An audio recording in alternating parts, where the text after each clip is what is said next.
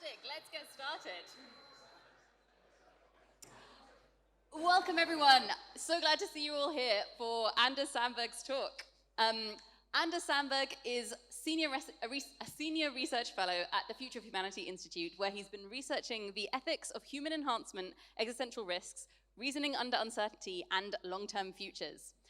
Anders is going to be giving us a half-hour talk, and then we'll have plenty of time for questions afterwards. So as you're listening, please do add your questions on the Swapcard app, and I'll be sending them Anders' way at the end. Okay, so over to Anders.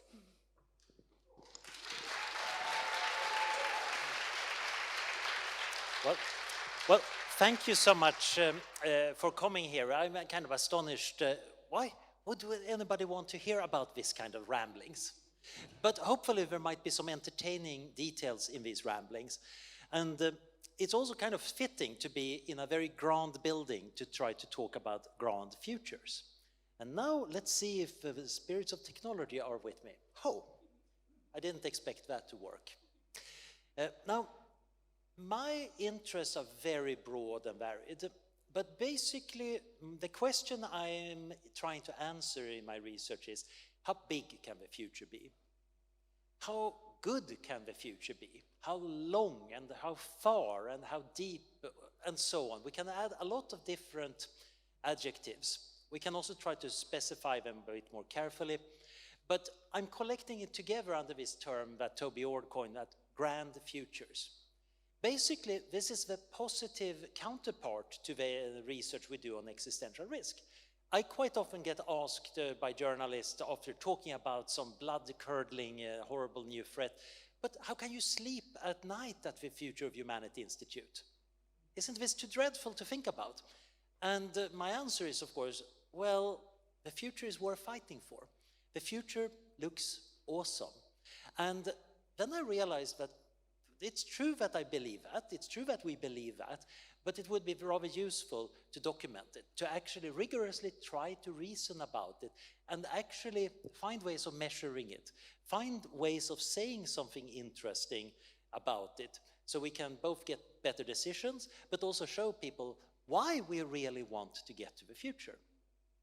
This talk is going to be a very rapid skip through an enormous amount of stuff I've been working on, mostly to whet your appetite, and then hopefully we can have some interesting questions.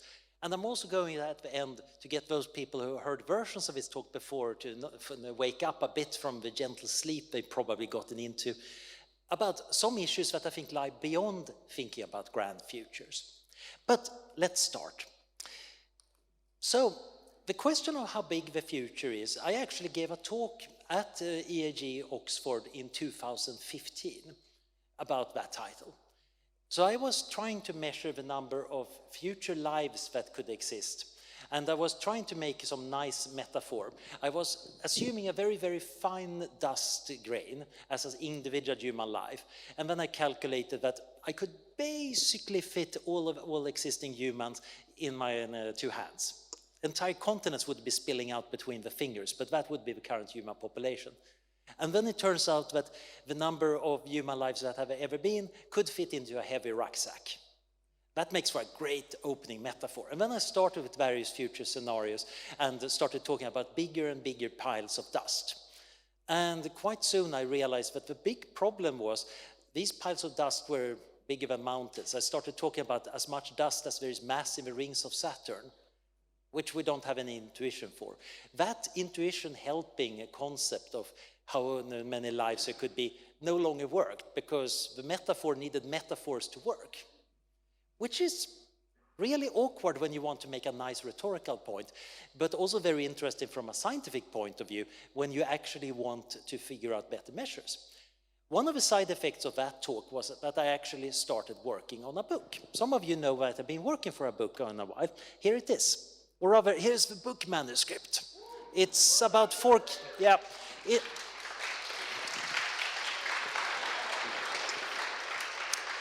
it's about 4 kilograms right now. I need to shorten it somewhat because you can't read it in bed. You can't breathe. Anyway, so the interesting question is, what are we going to do with this knowledge? And it's interesting that some people immediately say, wait a minute, that talk about grandness, bigness, amount, isn't that a maximizing mindset? Isn't that very bad? And I think, yep, sometimes it can be. But when you say, I want more justice, we're also trying to maximize. We probably want to maximize justice. We want to not just maximize things like happiness, but we want to maximize insight and wisdom. Very abstract things, and we might not find a good yard scale to compare them with. But that's also part of this project of figuring out grand futures. So the big problem is, of course, how do we think well about this? Oh, I should be using this one instead. Ah. Well, that one. Ah. Oh, This is weird. They're out of sync. That makes me very confused. Haha. This is, of course, one of the fundamental laws of any talk about the future, that your attempt at talking about the future will be stymied by technology. And the more you talk about a technology-oriented future, the harder it is to actually get things to work. Now, anyway, when you try to predict the future, like predicting whether I will have an awkward technological problem, there are different ways of doing it. In this case, of course, we can use induction. In the past, whenever a futurist tries to talk about the future, he's going to have PowerPoint problem. Thank you. And then somebody saves him. That's the real hero for today. Thanks. There are many other ways. We can use an analogy. We can notice that there is a deep past, and we can infer that presumably there might be a deep future. Again, the detail, I don't have the time to go deeply into this, but it's a fascinating topic really about how humanity discovered that the past was deep, and then gradually started projecting it onto the future and realizing, oh, the future could be big. And this coincided with thinking about that we, as a species, might go extinct. So you might want to look at, for example, Thomas Moynihan's excellent book, X-Risk, where he looks at the history of the idea that we could be suffering from existential risk. But many of the methods we can use to think about the future are very varied. And one interesting thing is that there are prediction horizons. There are some things we can predict very accurately, very far into the future. So the map to the upper right is a map of solar eclipses in the year 3000. And unless humans have moved the moon, I think it's very likely that they're going to be accurate. I'm going to get back to that moving the moon part a bit later. But in this case, astronomy is very nice and predictable. Why? Well, the laws of gravity are fully known. There is little friction. And in most cases, the orbits of the major planets are not chaotic. In some systems, we get chaotic dynamics, which means that initial disturbances and lack of knowledge get scaled up over time, so we get a prediction horizon. The weather is a beautiful example of that. We can measure things very carefully, we can run the biggest supercomputers, but there is a horizon for about 1 or 2 weeks beyond which we can't make accurate predictions. We can make good climate predictions much more long-term because we don't care about the individual weather in this spot in 200 years' time, but just the changes in distributions. So there are different forms of knowledge we can gain about the future. On the other hand, what are the fashions going to be in 5 years? That is basically anti-predictable. If I make a very confident prediction about what the proper fashions are going to be like, the fashion houses are not going to be interested in being predictable. They're going to do something completely different. Same thing with the stock market. So there are some domains that we cannot predict. And again, I could do an entire talk about this very interesting question. The real question for us is, of course, what methods work for the very, very far future?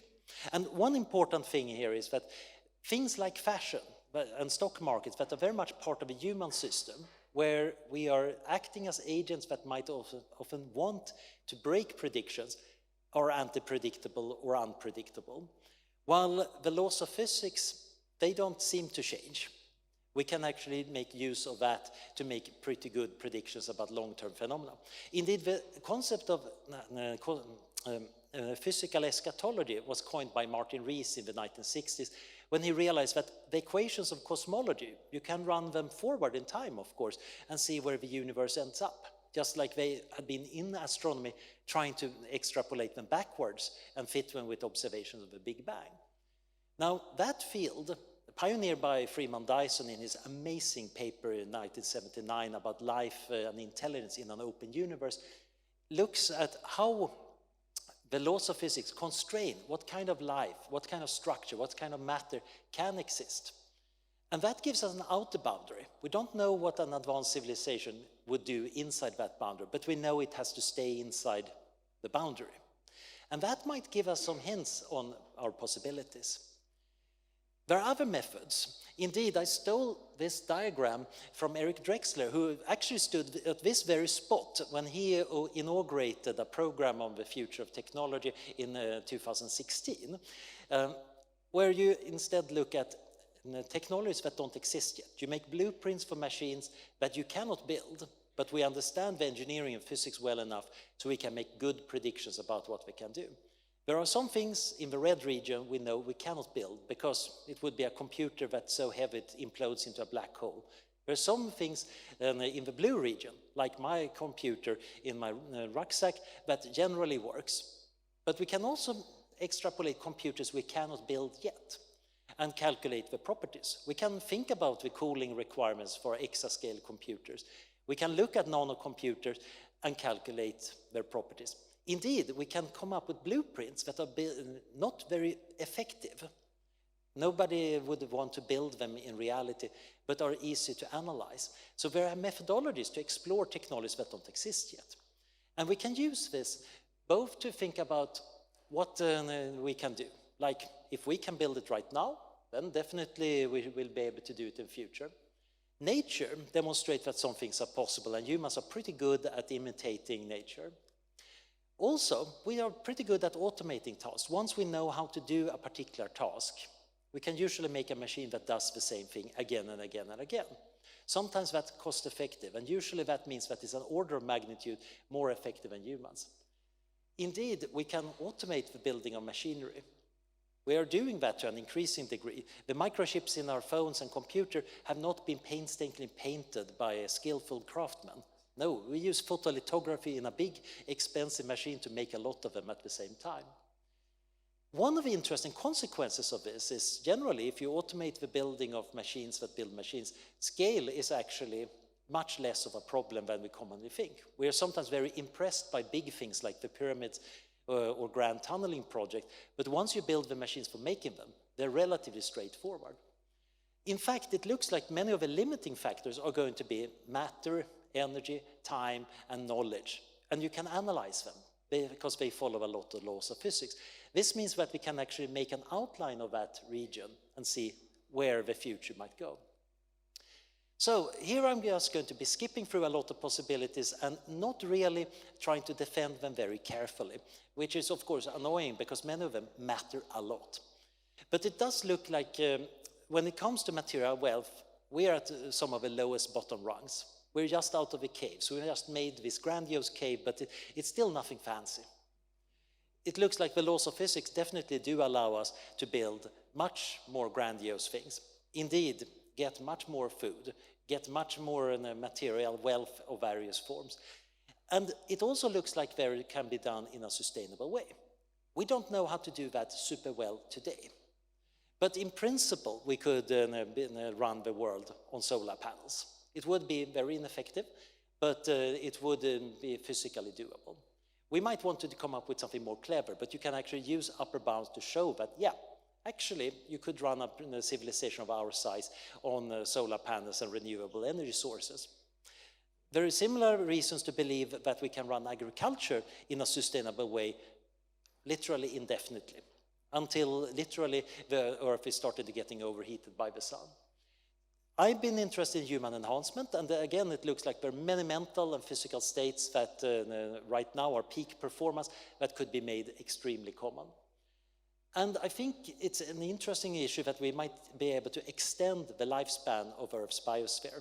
Right now, it might have about 1 billion years. We can extend that by at least 1 billion or more if we so choose, and if we're around, of course, at that time.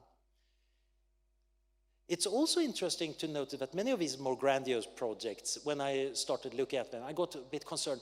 can we even run a long project? Because civilization, maybe it will become decadent and collapse before that.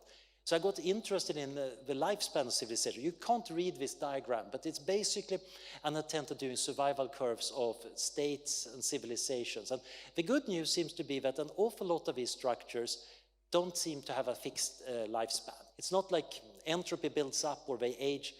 It seems that they're well fitted with an exponential survival curve, which indicates that there is a young civilization, an old civilization has the same risk of crashing. So that seems to be indicating that it's bad luck rather than decadence that is the threat. Now, preventing bad luck, on the other hand, might be much harder. So we might need to come up with some devious ways of making sure we back up our civilization and that we decouple parts from each other. So if one part crashes, the others can move in and repair it.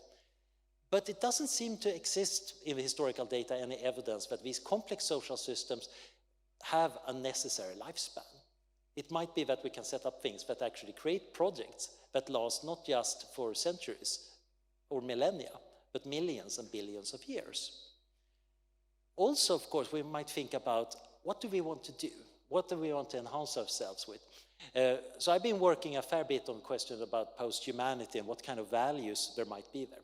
So if we think about a chimpanzee and their world, they enjoy bananas. They like sex and companionship. And we might imagine some ancient chimps, at least in a fable, thinking about becoming post-chimpanzees, this project called Human. And what is the good that we would get out of that, one of the chimp scientists asks. Well, says another one, I know that if I'm smart, I can get more bananas. Humans are going to get a lot of bananas. And that sounds like a really good reason to become human. So the chimps endeavor in this project and achieve the pinnacle of chimpdom and become post-chimpanzees. And whoa, we can actually get quite a lot of bananas. We also have sex and companionship and many other things. But we also like things like art, religion, philosophy, science, things that the chimps actually couldn't see could exist and couldn't even assign a value to. The good reasons to believe that if we were now to think about becoming post-human, okay, the post-humans might also like bananas from time to time, but it's also pretty likely that they would have potential for value that we can't even perceive. We can't even imagine why it would be good, because we don't have the kind of minds that could endeavor. It could, of course, be that we're actually the pinnacle of creation and this is the end, and where nobody is ever going to find anything more fun than doing mathematics or watching Game of Thrones or what have you. But that sounds a bit weird. That sounds very much like saying bananas is the goal of existence. And again, we might have a lot of time to do that and a lot of space to do it. Again, I'm just going to rush this past. We might talk more about it. It seems like settling the solar system using technology not too far away from what we have today, probably a few decades of work, would enable populations up to 1 trillion people in the asteroid belt. That's a lot of people. That's a lot of living space. Now, on the other hand, if we were to go and settle the Milky Way, there are some interesting issues here about whether biological humans can ever move between the stars, which would lead to a long detour. But it looks like the total population at that point would be something like 10 to the 29 people. And that is still assuming habitats in solar systems. And if you want to go really far and can go really fast, I've written a paper where I demonstrate that we can go about 4.9 gigaparsec, about 12 billion light years away if we start about now. And we get about 1 billion galaxies if we can move close to light speed. That's a lot of future lives. That's a lot of people who are loving and who are singing songs, bickering, coming up with ideas, having meaningful activity. I can't say anything useful about what those lives contain, but we see a boundary here set by the laws of physics, limiting how fast you can move, the expansion of the universe, which limits how far we can actually reach, and some of the other properties like how much dust there is in interstellar and intergalactic space. Indeed, if you make a map of the visible universe and plot out how far we can go, it's interesting to notice that it's a sizable chunk, but it's not all of it. We can see galaxies we will never reach.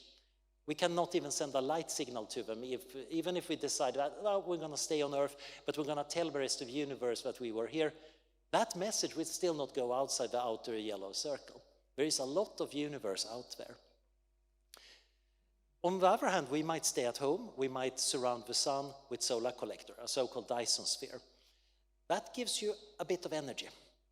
When I wrote this paper about spamming the universe together with Stuart Armstrong, who's somewhere in the audience, the Daily Mail contacted us and they wrote that we solved the energy crisis. Yeah, this is a paper that starts out by analyzing how to disassemble the planet Mercury and turn it into solar collectors in order to launch an armada of seed ships to settle the rest of the universe, and the Daily Mail thinks it's about the energy crisis. Which maybe it's a good reason to do it instead of settling the universe. Maybe we should be content with one solar system and 10 to the 26 watts of energy, because that could certainly run a lot of gaming laptops or maybe Bitcoin mining or some other things. But you might also use this kind of structure, which turns out to be fairly doable with surprisingly little matter, to have living space for a lot of people or a lot of computers, or use the surface as a very sharp telescope so you can read what the aliens are and they're printing in their newspapers.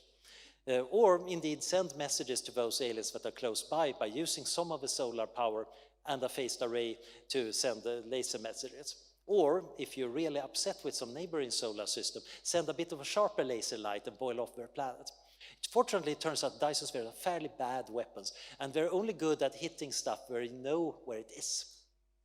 Now, you can also use this to move stars slowly, and of course launch spacecraft. It turns out that when you calculate the physical limits of what we can achieve, they go very far. It looks like if we can build something like the Dyson sphere, then we can definitely survive for billions of years, even if we don't leave the solar system. If we just survive as long as a mammalian species, we have 1 million years.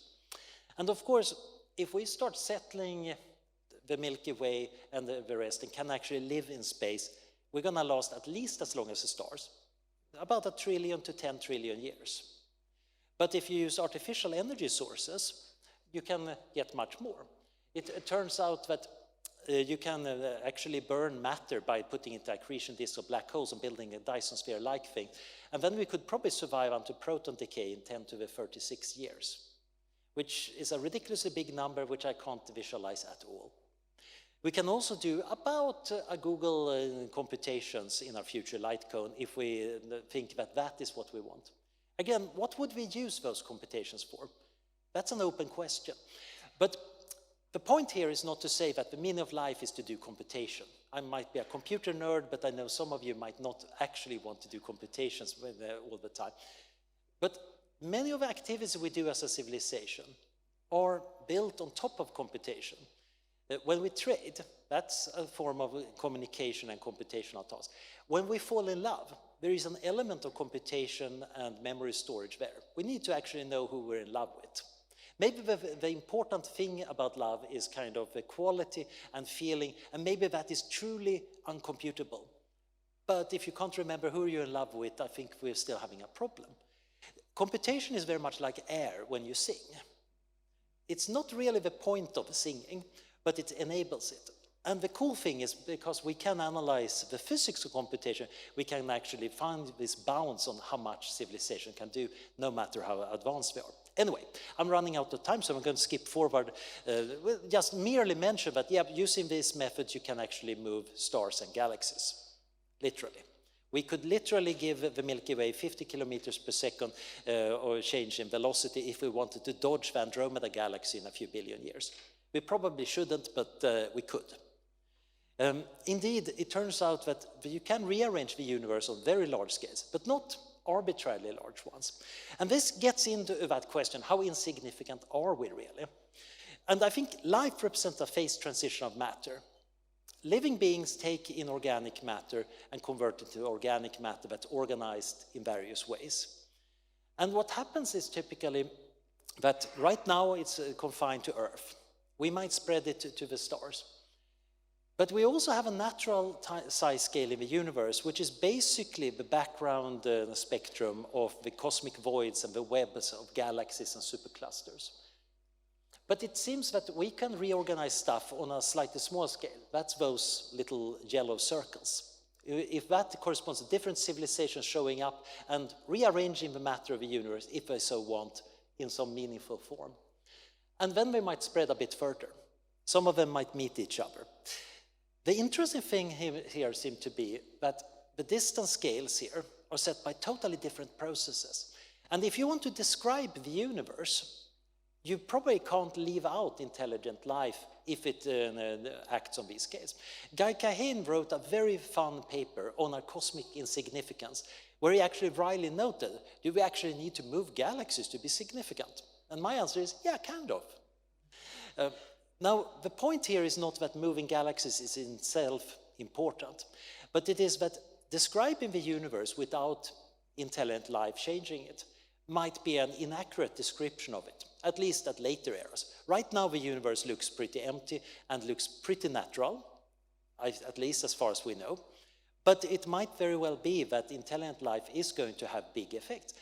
And one of the important things is that this structure depends on what intelligence chooses. It's kind of arbitrary. It might be arbitrary like fashion.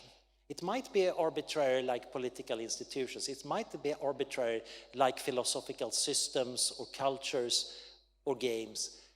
But there might be very important differences between different civilizations. We might actually care quite a lot about what kind of value gets expressed. There are interesting issues here about, well, maybe we're wrong about the model of physics. I spend about 200 pages, I think, in the book just looking at all the ways physics could be much weirder than we ever imagined. What if there is faster than light transport? What if we're really wrong about quantum mechanics? How do we even reason when we're uncertain about these things? And I think there are ways of making some sensible things about it. I think it's also important to recognize that we have a value question here, of course. What do we want to do? So one approach might be, of course, well, we want to spread local utility. Maybe happiness is the main thing, so we need to spread out happy minds everywhere where we fit in. Maybe that is the thing. Or maybe the paperclip AI is correct and the best value ever is paperclips. So you just need to spread and turn as much as possible into paperclips, in which case you get this expanding sphere of paperclipping. It might also be that we want to do computations, either because we want to think deep thoughts or have a very complicated civilization or calculate digits of pi or what have you. In that case, it might be stupid to do it right now because the universe is so hot. I don't know about you, but 3 Kelvin above absolute zero is sweltering. Computations get more effective if you do it at lower temperature. The temperature of the universe is going to go down exponentially until about 1.5 trillion years in the future, where it levels off because of hard to quickly explain reasons. That means that it might be, if you had done most of the cool stuff you might want to do in the material world, seen most of the kinds of galaxies you would expect, created a few planets and so on, then you might want to sleep in until the autumn of the universe when it's harvest time, and then you start using the resource to get really big computations done and build a really grandiose civilization, which might from the outside look very boring, just like any data center is boring from the outside, but inside the data center there is Netflix and computer games and forums and Twitter and pornography and whatnot going on. And that might be the future of the universe. Another possibility might be that we care about communication. We might want to have a society that is interacting. Different parts need to be sending signals to each other, which means it cannot allow parts to drift apart with the expansion of the universe, which means that it actually needs to expand only so far it can keep things together.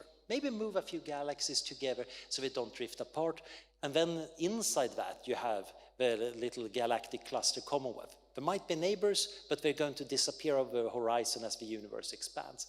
So you get a very different strategy. Another one is, of course, that maybe you just want to be careful about your resources and sit around for a very, very long time. Not go very far, but make sure that you have safe resources. Or, of course, you might say, actually, we should have a modest future. All this grandiose stuff is not for us. We're satisfied beyond a certain point. The interesting thing is that these dynamics are very, very different. And indeed, there might be an important discussion here to be had about how we trade between them. The stay-at-homes might really want to guarantee that we're not messing up Earth with that weird mega-scale engineering. while the mega-scale engineers might want guarantees that nobody messes with their galactic clusters, and the people who want to sleep in until the late eras of the universe, they just want to make sure nobody messes up their stuff, and so on. We might want to do moral trades if we don't agree about what the true values are. It might also be that these different behaviors, it looks like they fall into classes. This might be, if we ever discover an alien super civilization far away, we might actually be able to somewhat guess some things about its values by the way it's spreading. It looks like there is some information just in the spreading. Okay, so many of you have probably heard Nick Bostrom's astronomical waste argument. So it's noticing that we're very early in the history of the universe.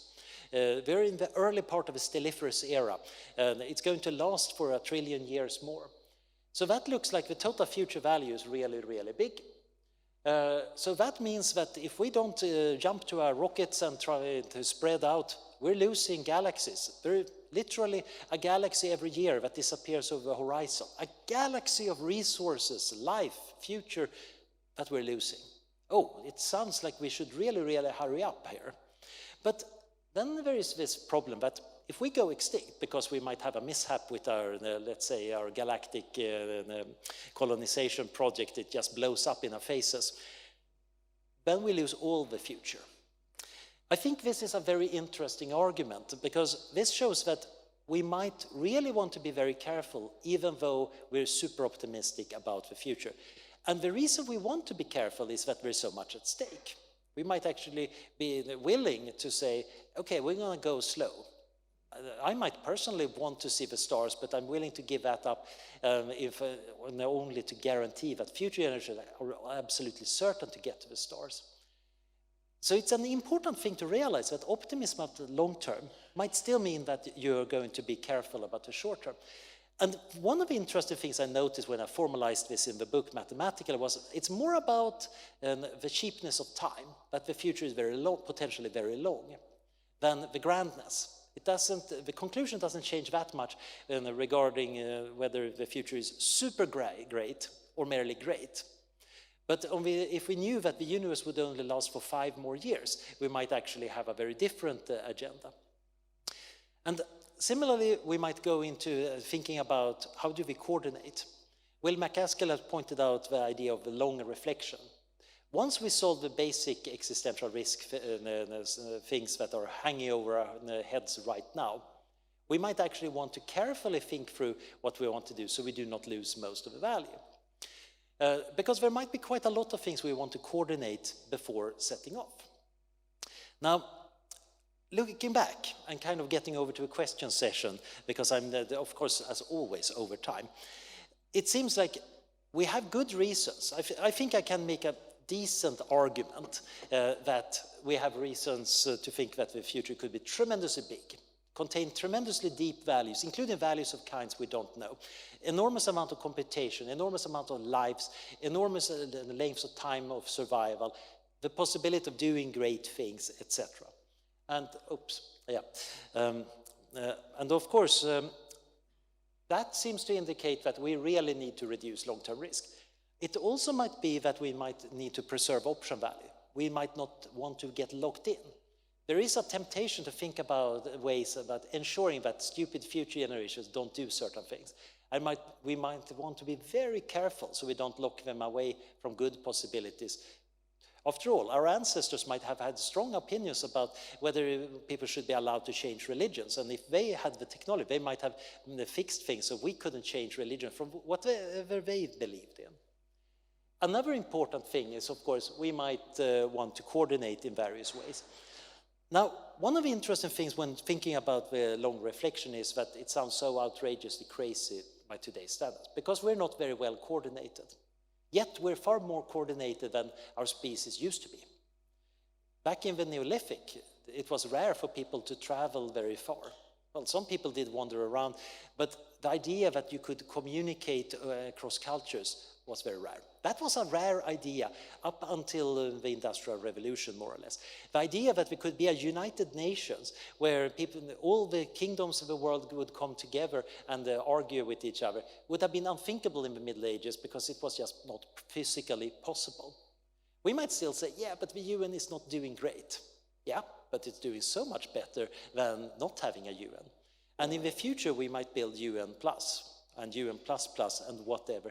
We might invent better ways of coordinating. Indeed, I do think we're seeing that the world is getting better coordinated, which fills me with hope that we can come up with good tools for coordinating better and overcome bad forms of coordination and bad form of equilibria where we get trapped in various ways. And then, of course, many of the really far-out things I've been alluding to here have interest in near-term issues. Maybe settling Mars is not a very effective way of reducing existential risk on Earth. But the tools Elon needs to thrive on Mars are things like closed ecological systems that can produce food under very harsh circumstances with very little contact with an outside biosphere, ways of doing automated mining, ways of automated manufacturing, really, really, really good recycling systems. These sounds like things that we might want on Earth too. In fact, once we have the things we need to go to Mars, in many ways, we don't need to go to Mars except for exploration and spreading the risk in the angle. Similarly, many of the technologies I have analyzed and presupposed here, like self-replicating machines, ultra-reliable computing and ultra-reliable technology, are valuable things that we might want to pursue anyway for their own value and might actually benefit from having this long-term goal of seeing this is how far we might want to push.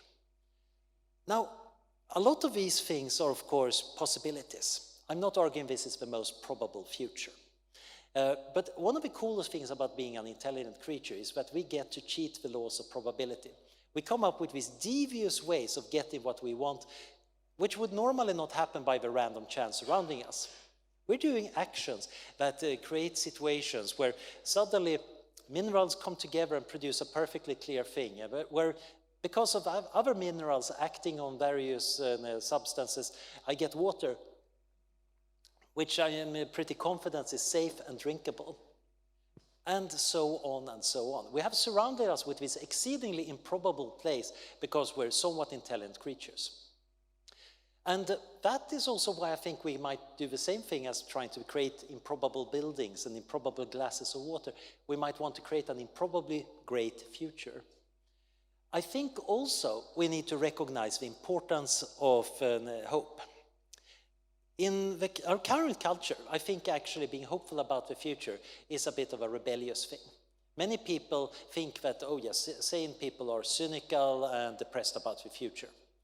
In that case, it's very much of an act of rebellion to say, okay, I'm going to make the future great, no matter what you say. Indeed, it's a great driver. Thinking that the future could be great is a good reason to actually try to save it. If we actually had reason to believe that future would be meh, more of the same, there might actually not be a good reason to do anything about it. And of course, that overconfidence that maybe we have that we can do something good for the future, that we have some probability of improving its chances, is also something that gets us out of bed. And the pessimist might, of course, be right a lot of time, but you might have noticed that pessimists are rarely happy when they're right. While optimists like me, I'm finding, oh dear, I was totally wrong. Oh, let's sweep up the shards and repair things and try again. It's a mindset, and I think we can go rather far with that. Okay, I'm totally over time. I just got a hint that there are interesting questions to talk about maybe, like what about the futures most people want? They're often humble. They don't involve Dyson spheres at all, but cricket at the village green and having a tea with the vicar, and they don't really want to move stars. What's going on there? What about the future getting too alien? Maybe there is actually a problem that the real future that we can understand is rather short, and then it all turns into some weird post something something. How do we handle that? Should we only think about humans here? Around this conference, I noticed a lot of care about factory farming and other animals, but it might be that we need to care about biospheres or even non-biospheres. There might be other sources of value we need to safeguard, and that might matter a lot. Also, I've been describing an unpopulated future. My analysis, because I'm looking at the physical and mathematical limits, leave out individuals and their lives. That is, of course, because my project is not about that, but it also feels rather austere. In fact, There are some important things like justice that doesn't have a room in this kind of big analysis. And indeed, many people are really turned off. Indeed, so Kramer and Luke Kemp's critique of long-termism is really interesting. I have a lot of quibbles with the paper, but I think they're right that, yeah, my techno-utopian approach is just one possible approach to long-termism. We should recognize that there are other possible approaches and actually try to develop them as well. I think they're going to find that it's hard to be rigorous if you don't use this method, but there might be other values in that. If there are multiple ways of reaching the same conclusion, we can be more confident in it. And I do think that there are many forms of value that are hard to capture when you analyze this. So I think there's a lot of room for different approaches to the long-term future. Some people might even say, oh, this is dangerous stuff. You might be overconfident in the future, or we might hope for too much. And I think that is a mistake too. I think actually we want to spend our effort, and a lot of effort might have to be spent right here and right now. There's probably not that much effort we need to spend right now on stopping the sun from becoming a red giant or fixing the heat death of the universe. But we should probably start thinking a little bit about it, just like we might want to have started thinking a bit about climate change much earlier than we did. We know that there are some technologies that look like they're going to become scary further along, and maybe we need to make them safe not just a week before they're unveiled, but some years before. We might actually benefit quite a lot from this. But you always need to do balance. And many of us might want to say, yeah, I'm going to stay in the next millennium rather than the next trillion years, which I think is totally fine. But finally, there is this interesting question about understanding our place in the universe, understanding the way we're thinking about what we could be, what the universe is. Feeling that you might actually be at home in this unfolding that started in 13.7 billion years ago, and in a state where there was no organization, no way of storing information, no matter energy, just this mixture. And in the very, very far future, we might end up in a kind of heat death state where there's also no way of doing it. But right now, we're in a state where things to hope for, things to fear, things to care about. There is history, and we get to write it. And then we might want to work on giving the universe a happy ending. Thank you.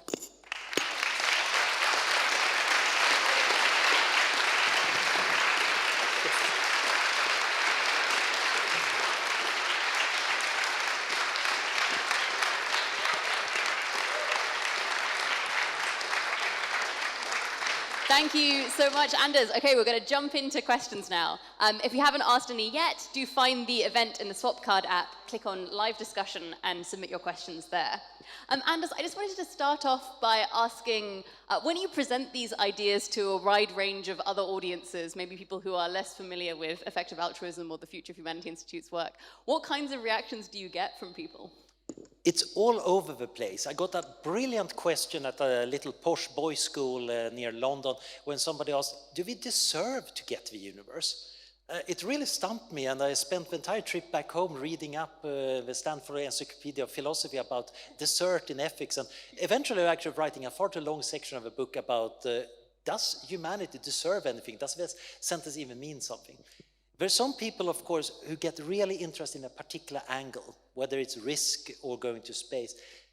Generally, I tend to adjust it for the audience, but I think many people are just blown away that it's possible to think about these things.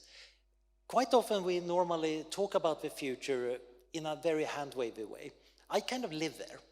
And I think it's also nice to be able to sometimes show, I haven't shown you any of the equations, so I'm so happy to show you them in the manuscript, where I'm actually trying to make a proper argument for why this is possible, why this is likely not possible, to show that, yeah, we can actually do a somewhat rigorous argument. And I think that is important, because the future is, after all, a pretty big part of our lives, and we should become better at exploring it. Mm-hmm. Another question, do you think that, do you have a best guess of what, anything that our future descendants or people in the future might be looking back at what we're doing now and sort of kicking ourselves that we're not doing it? Is there anything that, like, any missed opportunity that we're sort of really missing out, like, while we're here and now? I have a feeling that future generations are going to be us saying, no, they threw away all those files. They threw away those posters. There is so much information that we would care about, that we could get interesting insights from, that they just threw away in the wastebasket or deleted or let sit on those old CD-ROM drives that are no longer readable. We're losing a lot of information and we're not caring very carefully for it. Because right now it might not even have value, but it gains value over time. It becomes more meaningful. So I think that's one big thing. There might probably one or two big ongoing moral disasters that we're totally unaware of. And we're going to kind of in the future have to explain, yeah, we didn't actually know that was as bad as it was. We have our inklings about some of them, but I bet there are other things that we are going to feel bad that we didn't notice earlier. Mm-hmm. But right now, I'm feeling bad whenever I throw away bits of information. A good argument in favor of hoarding, then. Oh yes, the best argument ever, but we want to be effective hoarders. And I actually do think there is something interesting here, that the Internet Archive is a tiny organization with a tiny budget, like many of the other linchpins of our civilization. And it's weird that we're not doing more about that. Mm-hmm. And coming up with better ways of storing the information to be really certain that it's going to be around for a long time. We need to think, how do we take a backup of a civilization? Mm-hmm. And we might also want to check that we can read from the backup once we made it. Yes, you mentioned in the talk civilizations having a backup so that they can sort of be rebooted. Was this mainly in terms of information and sort of storing information that can restart a new civilization? Well, there is this thought experiment where you might settle the galaxy by sending little robotic probes that go to an asteroid, unfold some solar panels, take some matter, build other robots. Eventually, it builds factories, build a biosphere, and then maybe robot nannies rear kids, and you end up with a civilization taught with the values from the previous one. There you would have a civilization seed. You would have encoded all the relevant stuff, including how to be a good nanny for your kids, etc., which is non-trivial, to say the least, but it's possible to envision something like that. But there is another way, and that is if a civilization has broken down on a continent, you can imagine the remaining civilization surrounding it going over there and repairing things. And this is a bit more like meta-populations in ecology. So you find, for example, butterflies quite often live in different fields, and they rarely travel between the fields. So sometimes all the butterflies in one field go extinct. But that can be recolonized by other fields. And I can imagine something like that for civilization and life. We want to establish meta-populations, ideally separated enough by natural barriers like interstellar distances, so that they don't meld together and become correlated enough that if one crashes, all the other crashes. Space might actually have this valuable property of just being distant. That might be its most valuable property. And that might then enable this kind of meta-population system for maintaining a big civilization, a meta-civilization that can go on for much longer. Indeed, if you do a calculation, you can find that it doesn't take that much to make something that could survive across the lifespan of the galaxy, even if the probability per century of individual solar systems crashing is surprisingly high. Thanks. A question from the app. Do your conclusions change if we take seriously the possibility of infinite value in the universe, even in finite time? And the question reckons that we don't currently have good decision theoretic frameworks for making choices around infinite value? I think many of the everyday conclusions don't change that much, because we still need to work hard on reducing the existential risk. We still need that coordination, etc. So many of those things, we just get a few more exclamation marks after them. If you're philosophically serious, you will say, I got infinite exclamation marks here. I need to use really, really fierce methods to do it right. But in practice, I think, as actual practical ethics, we actually have a finite limit on how big values we can compare. I have a paper with David Mannheim where we argue that because of the finitude of our minds, there are certain 4 levels of value where we can't distinguish the differences. We don't have a meaningful way of distinguishing them and doing ethics about it. So even if truly infinite value was possible, it might still actually not break our decision theory. But this is an open area, and I'm curious to see what happens. But generally, I tend to take the neuroscientist view that 1.4 liters of goopy stuff in my head can make decisions. That's kind of awesome that it just happens in the first place. These decisions are biased, they're a bit random, and we should expect good decision theory to be very robust. most of the really fancy ones that work well in mathematics and philosophy seminars don't feel like robust decision theories. They need to work when you implement with a neural network that is failing all the time too. That's the decision theory I would actually trust. Okay. Another question is, where do you see the role of human improvement and enhancement in our possible grand futures? I'm sort of assuming that a lot of the time when you were talking about sort of we and thinking about the future, this is not flesh and blood humans that we're often thinking about here. Well, that's an open question. I think many of the people who want humble futures, they're of course absolutely horrified by a cyborg future. They want normal people with normal social relations in a sensible village somewhere. And I think that is because we are not very good at envisioning good futures involving beings that are very different from us. We can analyze some things, like my argument with the chimp, the human, and the cyborg, but it seems like the space of possible modes of existing is enormously vast. I spent some time analyzing brain emulations, copying biological human minds into computers and then maybe generating software people. That is one way, but you're still essentially getting something that's structurally and perhaps mentally very identical initially to us humans. We're probably not going to be identical a few weeks later, given that you can start doing editing and computers can allow you to optimize things. I think the vast range of minds is really worth investigating. It's also worth investigating very carefully, because we know the depths of horror that can exist within a human mind. We don't want to go there. We want to get to the highest points of delight or the other good values. But that suggests that that space of possible minds, there might be some terribly, terribly broken minds that we want to avoid. And we might have a very strong moral reason to be careful about it. The philosopher Thomas Metzinger has argued against AI development in some directions on these grounds, but maybe we need to first make sure that we don't have a bad phenomenology, because we could create tremendous suffering risks. I think that maybe besides X risk and S risk, the suffering risk, maybe there is J risk, justice risk, and a whole alphabet of other things that we need to care about. And we have only found a few letters. So we want to explore this space carefully. We need to learn the alphabet so we can kind of dance around it. Oh no, I hope the number of risks is bounded at 26. Let's hope we have a Hawaiian alphabet, it's shorter. Okay. A few questions around intelligent life elsewhere that's not on Earth. So I guess as an introduction, would you like to tell us your take on the Fermi Paradox? Yeah, so I have several papers and they're not entirely consistent, but my take is we're probably not alone, but we don't have any nearby neighbors. So I have one paper, the estivation hypothesis, which is basically arguing that it might make sense to sleep in until the later eras of the universe. And that gives a nice explanation why we're not seeing any super civilization. They're all asleep.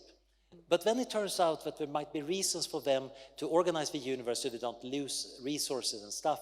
And we don't see that evidence. So I was always a bit uncertain about that paper.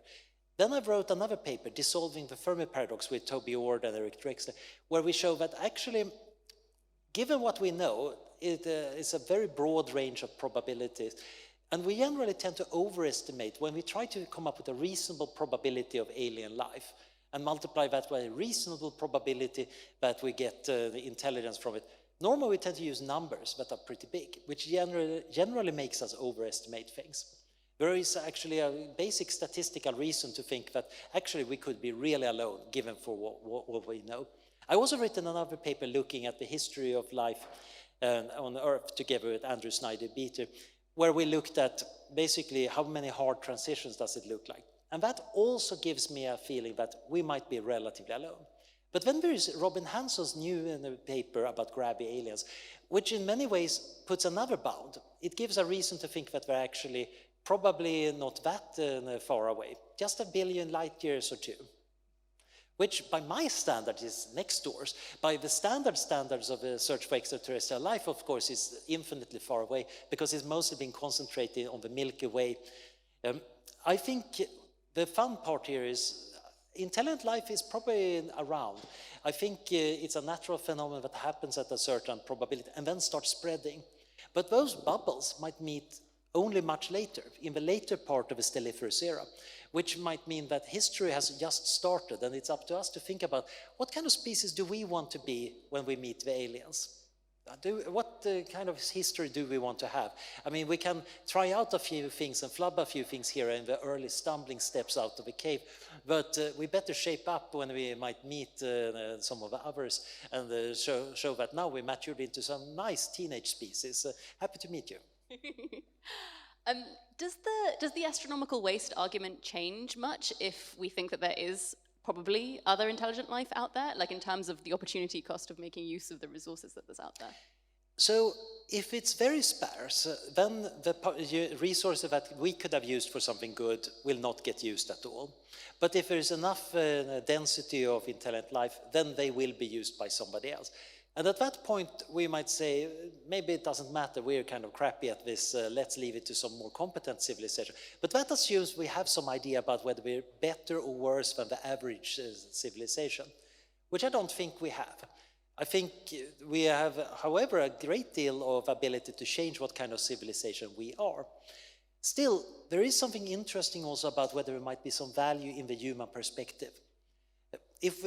If value is just being an intelligent observer or happiness or something very simple that's universal to all intelligence, then it might not matter who gets any particular piece of matter or star system. But maybe there is value in diversity. Maybe there is value in having that particular unique human perception and phenomenology of a being in the universe. And there might be a similar value in the Zorgons and the other aliens out there. So it's a better universe when you both have humans and Zorgons, rather than one with a lot more Zorgons. So again, there is an interesting value theoretical question here. And I think we might want to hedge our bets. So that's probably why we shouldn't be hoping that there are aliens that can take over. We should just get working. Okay, and I think we're nearly at time, so just one last question to finish off. This is quite hard to wrap your head around kind of grand futures, and I wonder if fiction sometimes helps here to help people visualize things. I'm just curious if you have any particular favorites in the sort of sci-fi genre, or things that you think either are like paint a really interesting picture of grand futures, or things that you just enjoy yourself. So one of the books that really set me on this path was Olaf Stapledon's Star Maker, which is one of the most astonishing science fiction novels ever. Previously, I've written Last and First Man, which is the history of the human species and the successor species going billions of years in the future. He summarizes the entire plot in that novel on half a page inside Star Maker, which the protagonist is basically intelligence itself across the history of the universe and actually several other universes. And this was written in 1930. So it's slightly obsolete in some respect, but it's amazing. It's this tour de force of thinking about the grandness and horror and possibilities of intelligence in the universe. And then, of course, there is Greg Egan's Diaspora, which I think is the great post-human novel. It starts in the first chapter with the random number generator generating a small AI program that becomes the protagonist, and then continues zooming out for larger and larger and larger scales across the universe, and to think about what intelligent beings can be and what we can achieve. It might not be for everybody. If you like differential geometry and computation, it might be for you. Finally, of course, I do like Ian M. Banks' culture novels, because it also shows something else. It could be fun to live in a super civilization. It's very easy to talk about civilization in a very grave manner and talking about, oh yes, achieving things, fighting entropy and reshaping the universe.